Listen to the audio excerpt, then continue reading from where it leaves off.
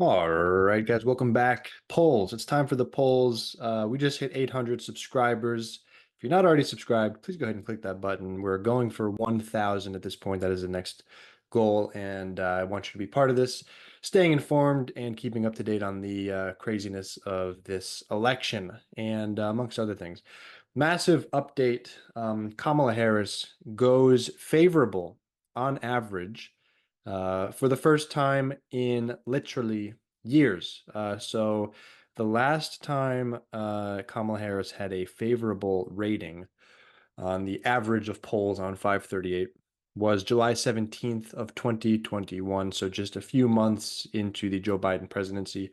She basically tracked alongside Joe Biden for the duration of her time as vice president, which she still is.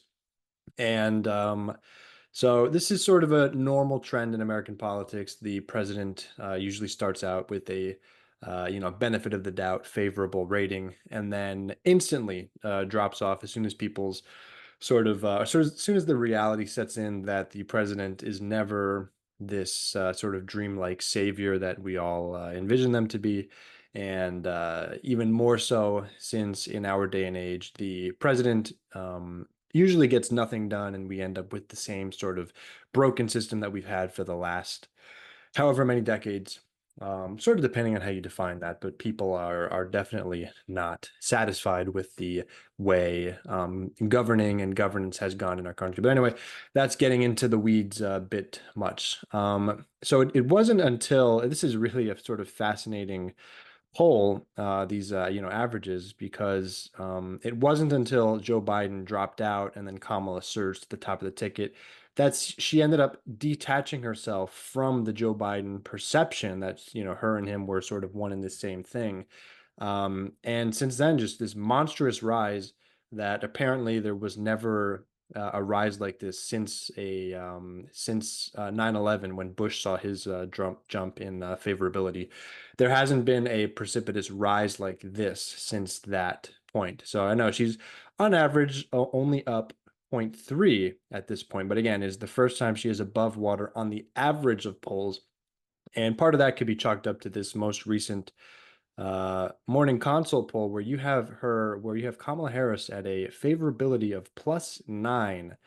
That's absolutely massive. That is the most that she has been positive in any of the most recent polls, and probably any of the polls in the last 3 or 4 years. Um, so if we zoom in on just the favorability here for a second, likely voters, which is important, are 9 points more likely to view Harris favorably than unfavorably. 53 to 44%, a record high that continues a significant advantage that has expanded over Trump, who is 8 points underwater, 45% to 53%, since she launched her campaign in July.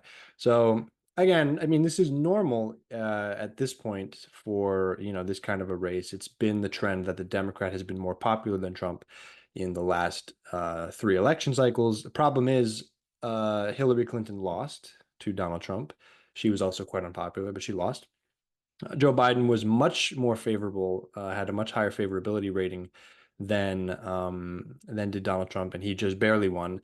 And now you have a situation where Kamala Harris finally comes positive, and this is no small feat, right? So she was, again, this is sort of tracking alongside Joe Biden. This is where Joe Biden was and heading, 36 and lower in his favorability, heading towards a monstrous loss to Donald Trump. And for the Democrat to have any kind of a chance in this race, you pretty much have to be viewed favorably by the American public, and that is where Kamala Harris is currently, and that's the trajectory she's heading on, even though she has sort of stalled out, but continues to trickle up in the positive direction. So, good sign for Kamala Harris heading forward as we close in on the election now, just weeks away, getting down to the wire. An important feat for the Democrat, and we will see where that goes next.